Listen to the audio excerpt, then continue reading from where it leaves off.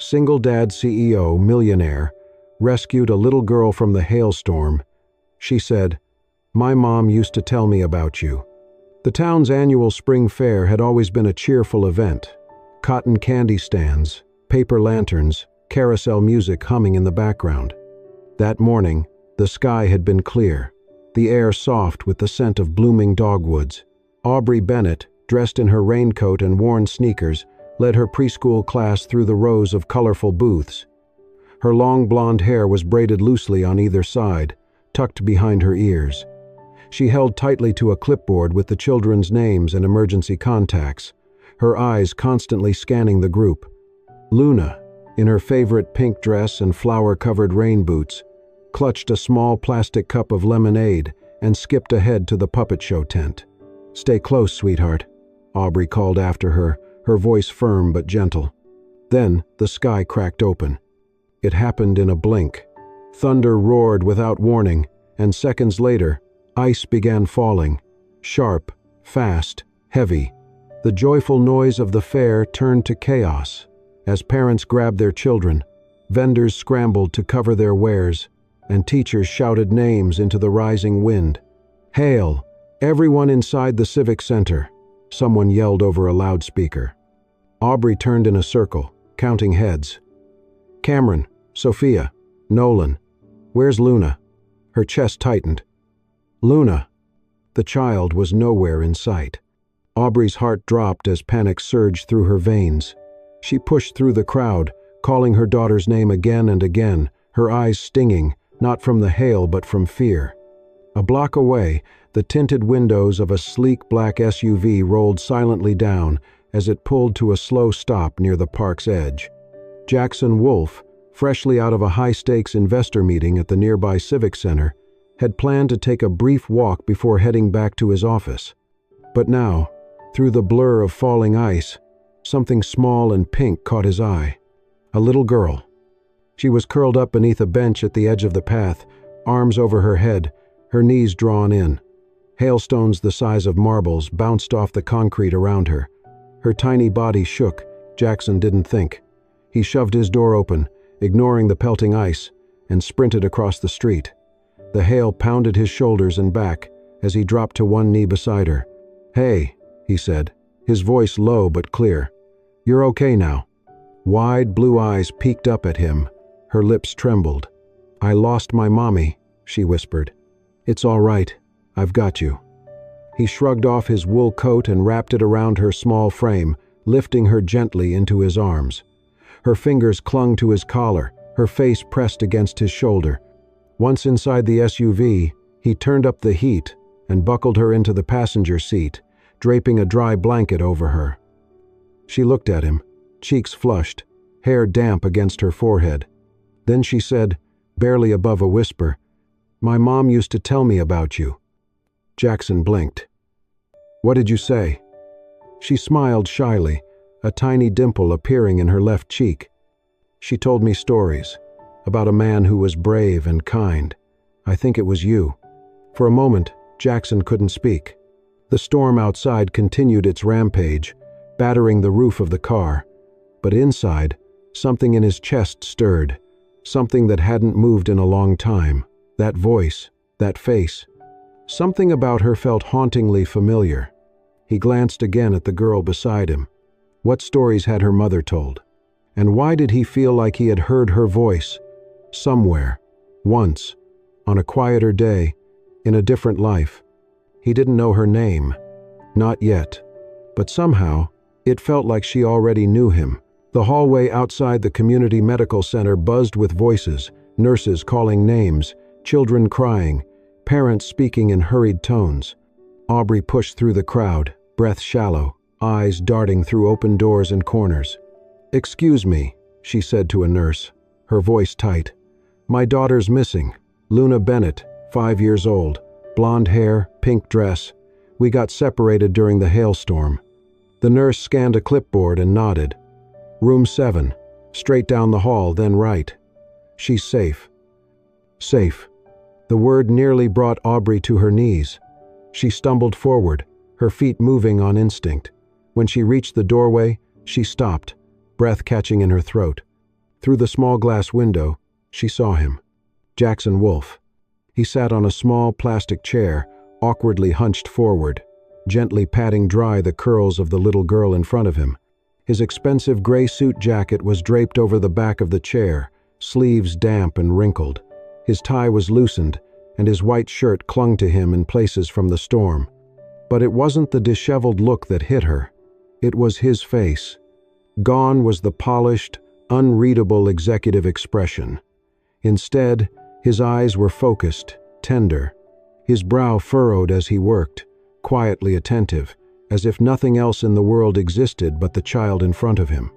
And Luna sat calmly beneath his touch, eyes closed, peaceful. Aubrey stepped into the room. "Mommy!" Luna cried, springing from the chair and throwing herself into her arms. "This is the man from your stories, right?" Aubrey froze. The sentence hit harder than thunder. She had never said his name. In 5 years, she had told Luna only fragments, stories of a kind man who once made her laugh, then vanished. A man who never knew what he left behind. And now, that man stood before her. Jackson looked up. His eyes met hers, and for a moment, time fractured. The air between them thickened, heavy with memory. "Aubrey," he said softly. She felt her heart stutter. "Hi." Silence stretched between them. Luna clung to her side, watching with curiosity. "You still wear your hair the same," he said after a moment, his voice quieter. Aubrey reached up, brushing a braid. "I didn't think I'd ever see you again. Not like this." Jackson stood slowly. He was broader than she remembered. Or maybe time had just made him seem larger. He looked the same, yet not. Older, but grounded. "Are you okay?" he asked gently. "I am now," she whispered, squeezing Luna close. Jackson's eyes dropped to the little girl. Something flickered there, something deep, unreadable. Aubrey could see him trying to piece things together, but he didn't ask. Not yet. She stepped back before any of it could surface. "Thank you," she said. Her voice trembled. "For helping her." Jackson gave a small nod. His eyes lingered on Luna a second longer, then shifted back to Aubrey. There was something unspoken behind them, curiosity, maybe, or recognition. Without another word, Aubrey turned and guided Luna toward the hallway. The crowd had thinned. Her heartbeat hadn't. She couldn't resist. She looked back. Jackson was still standing in the same spot, his tall frame silhouetted by the light inside the room. He hadn't moved, and something about that stillness told her this wasn't the end. It was only the beginning. The next afternoon, Jackson sent a message, a simple one. "Coffee?" Aubrey stared at the text longer than she needed to. 6 years had passed, and yet, the weight of one word could still make her chest tighten. She agreed. They met at a small cafe by the lake, once their favorite spot, back in the days when things felt new and full of maybes. It had not changed much. The same ivy climbed up the side walls, and the same creaky chairs still lined the porch that overlooked the water. Jackson arrived first, seated outside under a pale green umbrella. He stood when she approached, his hand brushing the back of his neck, like it always did when he was unsure what to say. "Aubrey," he greeted. She smiled politely. "Hey." They sat, ordered, and for a while, said nothing that really mattered, talked about the storm, the weather, the town's rebuilt library. But silence has a way of tugging old threads, and soon enough, the careful words gave way to truth. "It was 6 years ago," Jackson said quietly. "Feels like a lifetime." "Or 10. Aubrey looked down at her cup. "Sometimes it feels like yesterday." He hesitated, then said, "Back then, I was building something, or at least trying to. My entire focus was on the company. My pitch deck was practically a second language.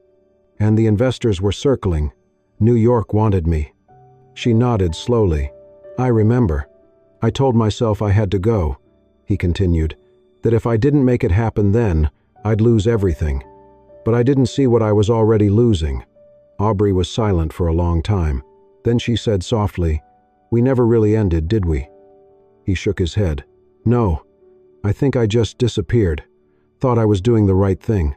You didn't even say goodbye." "I know." His voice cracked slightly. "I told myself it was just temporary, that once things settled, I'd come back.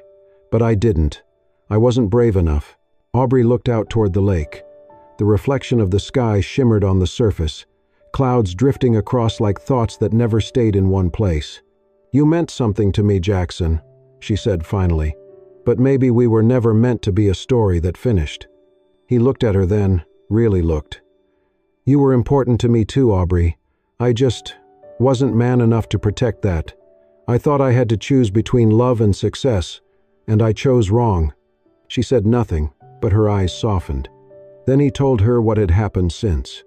2 years ago, the company nearly folded. An investor pulled out at the worst moment. His accounts froze. Articles surfaced, tearing him apart. His wife, Celeste, left within weeks. Their son, Miles, had just turned 1. "I remember holding him and realizing I didn't know how to be a father," Jackson admitted. "I was a mess, but he needed me, so I figured it out." Aubrey listened, her hands cupped around her mug. "Now he's 3, Jackson said. "He lives with me, still calls for his mom sometimes in his sleep." Her eyes glistened. "I'm raising Luna alone too. No one knows who her father is. I never told anyone." She paused, then added gently, "But I used to tell her stories about a kind man, the kind who once made me believe the world had something good in it." He didn't speak, his jaw clenched, as though he were holding back a question he could not yet ask. They paid their bill, and as they stepped off the patio, Luna, who had been playing nearby with a stack of picture books, ran up to them. She reached into her little backpack and pulled out a small, flattened sprig of lavender. "This is for you, Mr. Jackson," she said proudly. "Mommy said you liked this smell." Jackson blinked, stunned. He took the flower from her gently. "I do. I really do." He remembered how Aubrey used to use lavender as a bookmark in college, how that scent used to cling to his hoodie long after she had hugged him. As Luna skipped ahead, humming to herself, Jackson stood still, lavender pressed between his fingers. Some wounds had never closed, but some memories never faded. And maybe, just maybe, some pieces still belonged together. The day after the hailstorm, Aubrey received an email from the school board. Classroom repairs would take at least 48 hours. The preschool where she taught would be closed for 2 days. She sighed, glancing at Luna, who was twirling in her pink dress across the living room, humming. Aubrey had planned to stay home, but that morning brought an urgent complication, a district-wide emergency budget meeting. She, as the lead early education representative, couldn't miss. Scrolling through her contacts, unsure who to ask for help, fate stepped in. At the children's bookstore downtown, she and Luna ran into Jackson Wolfe. More precisely, Luna ran into Miles. "Hey," Luna squealed. "You." Miles blinked, then smiled. "From the park." They threw their arms around each other like old friends. Jackson, crouched beside Miles with a dinosaur book, stood up when he saw Aubrey, expression unreadable, but not unkind. "We meet again," he said. Aubrey smiled slightly. "Looks like the kids already know each other." "They do. Park buddies, I guess." Luna and Miles plopped down on the carpet, flipping through a pop-up book. Aubrey hesitated, then admitted, "Luna's school is closed after the storm. I have a board meeting this afternoon. I was just trying to figure out childcare." Jackson looked at the kids, then back at her. "If you trust me, I can take them both. They clearly get along." She paused. She wanted to say no, to keep her distance, to keep secrets safe. But Luna was beaming, eyes full of hope. And Jackson, normally so guarded, looked almost gentle. "Just the afternoon," Aubrey said. "I'll bring them back by 5, he promised. The small zoo outside the city was quiet, perfect for 2 kids and a man trying to remember how to laugh. Luna grabbed Miles's hand as soon as they passed through the gates. They ran from one enclosure to the next, pointing at lions, elephants, giraffes. Luna named the animals like fairy tale creatures. Miles, shy by nature, followed her lead with a grin. Jackson sat nearby on a bench, sipping lukewarm coffee. His son was smiling in a way he hadn't seen in months. And Luna. She felt familiar. Her questions, her joy, her presence. As they ate ice cream, Luna turned to him. "Mr. Jackson, have you ever loved someone so much that you still remember them all the time?" Jackson paused. "Yes," he said quietly. "And I think I never stopped remembering." Luna nodded. "That's how Mommy is. She remembers someone too." He didn't ask who. When clouds rolled in, he brought them to a bookstore nearby. While the kids settled into the reading corner, Jackson wandered through the aisles. At the back, he found a wooden display of art supplies. One box caught his eye, a carved set of colored pencils. An engraving option was offered. He didn't know why he bought it. Maybe it reminded him of Aubrey, who used to collect boxes like this in college. He asked the clerk to engrave the lid. Luna's World. In the car, he handed the gift to Luna. She gasped and hugged it tight. "I'm going to draw everything I love," she whispered. "This is my favorite thing ever." On the drive back, both kids fell asleep in the back seat, heads leaning together, mouths slightly open. Jackson glanced in the mirror and froze. There was something about their features, their brows, their chins, the way Luna tilted her head in sleep, just like him. A flicker of suspicion passed through him. Coincidence, he told himself. He pulled into Aubrey's driveway as the sky turned golden. She opened the door, clearly nervous. "They were perfect," he said softly. "Thanks for trusting me." Aubrey looked torn, then managed a small smile. "Thank you for giving her such a good day." That night, Jackson sat beside Miles's bed, tucking him in. The boy looked up, eyes heavy with sleep. "If I did something wrong in the past," Jackson asked quietly, "would you forgive me?" Miles didn't answer. He just rolled over and wrapped his arms around his father's neck. Sometimes forgiveness didn't need words. Jackson sat in his home office late into the night, a quarterly report open before him, but he had not read a single line. His mind was elsewhere, circling around a little girl in a pink dress. Luna's laughter still echoed in his ears. There were things about her he couldn't ignore. The way she tilted her head when she was curious, exactly like him. The way she furrowed her brow in focus. The quiet habit of turning a ring around her thumb when deep in thought. He did the same thing. And her voice. "My mom used to tell me about you." That line had lodged in his chest. 6 years ago, Aubrey had disappeared from his life. 5 years ago, Luna was born. The timeline matched. He pushed the report aside. The numbers could wait. The truth couldn't. The next morning, Jackson visited Luna's preschool under the pretense of delivering a corporate donation for classroom supplies. He wore the usual tailored suit and calm smile, playing the role everyone expected.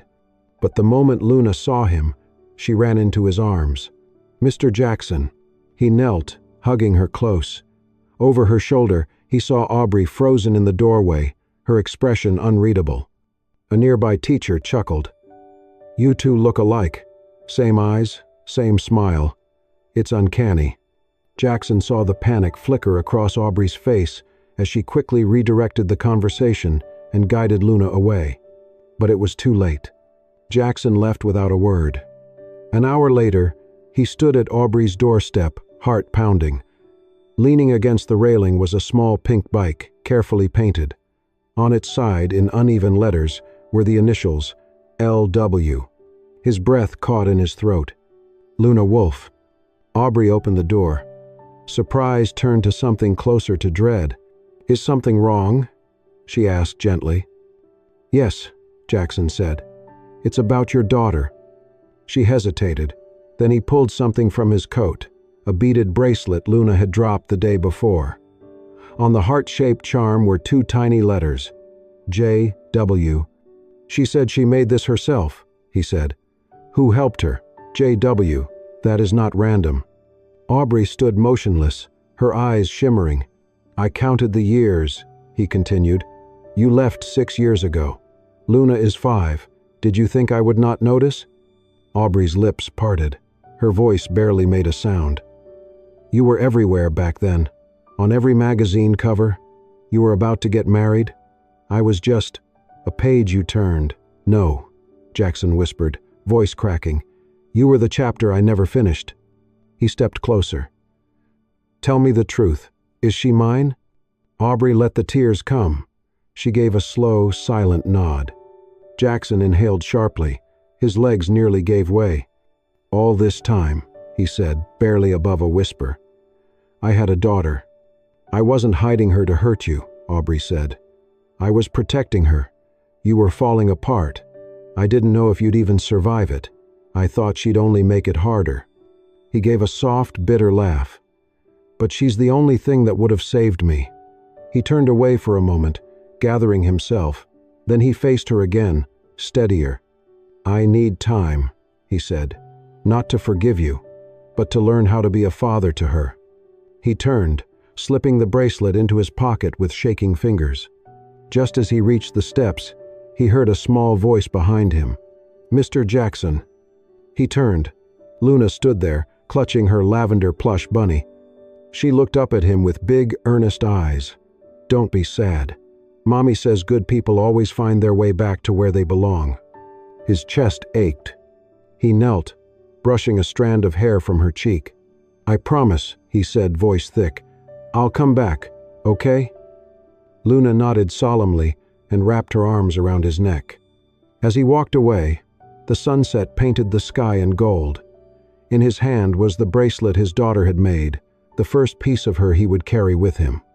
A new chapter had begun, and this time he would not walk away. Jackson didn't rush. After learning the truth, he moved slowly, carefully, not wanting to break something fragile. He spent more time with Luna. He never called himself her father, not yet. Instead, he listened, watched, and learned. She painted clouds that looked like animals, made up stories about talking flowers, and asked questions that stayed with him. Do grown-ups forget people they love if they're too busy? No, sweetheart, he'd say. They might try, but love doesn't forget. Aubrey remained cautious. She let him in, one step at a time. Trust didn't rebuild overnight, but each time Jackson showed up outside Luna's classroom just to wave goodbye or knelt to tie her shoes without a word, Aubrey's guard dropped a little more. Miles changed too. The shy boy who once clung to his father's leg now ran to greet Luna each morning. They became inseparable, two puzzle pieces finally put together. And Aubrey became Miss Aubrey to Miles, a name he said with a kind of warmth that pierced Jackson's chest. Then, on a regular Tuesday, everything shifted. Jackson called Aubrey in a mild panic. An emergency meeting had been moved up, and his sitter was stuck in traffic. Miles had already been picked up and was waiting on the daycare steps. I'll go get him, Aubrey offered immediately. He can stay with us until you're done. That evening, Jackson arrived at her house. The front door was slightly open. He stepped inside and stopped. On the living room rug, Luna and Miles sat cross-legged among a mess of Legos, building something oddly spaceship-like. Aubrey knelt beside them, reading from a picture book. One hand rested on Miles's soft hair as she read aloud. Jackson stood silently. His throat tightened. He hadn't seen a moment like this in years. Peace, belonging, family. When Aubrey looked up and noticed him, she smiled, surprised but calm. They built that all by themselves, she said, nodding to the lopsided Lego ship. He nodded, speechless. Miles ran to him and hugged his leg. Then Luna joined. Aubrey walked over, voice soft. He had 2 bowls of stew. Hope that's okay. It's perfect, Jackson said. But peace is fragile, and the past doesn't always stay buried. On a bright Saturday, Jackson took the kids to the park. Luna chased butterflies. Miles played on the swing. He pushed the swing gently, smiling, until a cold, familiar voice stopped him. Well, isn't this domestic? He turned. Celeste stood there in heels and a designer coat, sunglasses perched on her head, arms crossed. Her eyes flicked from Jackson to Aubrey, who stood frozen nearby. "Miles," Celeste cooed. "Come say hi to Mommy." The boy hesitated. Jackson stepped between them, jaw tight. After an awkward moment, Celeste pulled Jackson aside. "I want to come back," she said. "Miles is my son. He belongs with me. You left when he could barely talk." Her smile was thin. "And now you're back in the headlines. Success looks good on you. I'm just here to complete the redemption arc." "You're not part of this story anymore," he said firmly. She stepped closer, her voice like ice. "Then I'll fight for custody. The courts might like hearing about your emotional history, or the fact that you've hidden a child from the public. You're not exactly stable, are you?" Then she walked off. That night, the warmth was gone. Jackson told Aubrey everything. She listened in silence, arms crossed tightly. Luna was asleep in the other room. "I knew something would come to take this away," she whispered. "I won't let her," he said. "I'm not talking about her," she said, her voice breaking. "I'm talking about us. I've seen how fast things fall apart. I can't let Luna, or Miles, get caught in that." He stepped closer, wanting to reach her, but she took a step back. "I think we should put space between us, for now." Jackson's chest ached. He wanted to argue, but the look in her eyes stopped him. She wasn't angry. She was protecting something she loved. And he realized, for the first time, that love wasn't just about showing up. It was about fighting, patiently, honestly, for the chance to stay. Not just for custody, not for control, but for trust. For them, Jackson sat across from Celeste in a sleek law office high above the city, the windows offering a foggy view of Manhattan. She wore red lipstick and a smug expression, legs crossed, manicured nails tapping rhythmically against her handbag. "You always did look good under pressure," she said smoothly. "But let's not pretend you're in control here." He stayed silent. Celeste leaned forward, smile razor sharp. "You want to play happy family with your ex and her kid? Fine. But I'm Miles's mother, and I have every right to bring him back. Especially now that the media's rediscovered your name. And if I recall correctly, 2 years ago you were one bankruptcy away from a breakdown." Jackson didn't flinch. "You mean the breakdown you walked away from? That's called survival, Jackson." "No," he said calmly, opening a folder and sliding it across the table. "This is survival." Inside, documents, therapy records, parenting schedules, a glowing psychological evaluation, even references from Miles's daycare, all meticulously prepared. Celeste's expression faltered for the first time. And then came the final piece. "I wanted to keep this private," Jackson said, sliding over a tablet. "But Miles asked to say something, just in case." He pressed play. On screen, Miles sat on his small bed, clutching his stuffed fox. His voice was soft, but clear. "Daddy always reads to me before bed. He makes pancakes on Sundays. Miss Aubrey helps me draw. I like our house. I don't want it to change again." Then, after a pause, he looked into the camera. "I love my daddy." Silence. The lawyer beside Celeste leaned over and whispered something into her ear. Her jaw tensed. The smugness faded. "This isn't over," she muttered, standing. "It already is," Jackson replied. Rain fell softly as Jackson stood on the steps outside Aubrey's house. The porch light glowed behind the screen door, casting warm light on her silhouette as she opened it. She looked surprised and tired. "Is everything okay?" she asked quietly. He nodded. "It's done. She's not coming after Miles." Relief flickered across her face, but so did hesitation. "And now?" Jackson stepped forward, his voice low and steady. "Now, I stop letting fear write my story." She blinked. "I do not want another chance with the past. I want a future." His eyes searched hers. "And it's you, Aubrey. It's Luna. It's Miles." He reached for her hand, rain sliding down his face. "That's home. You're my home."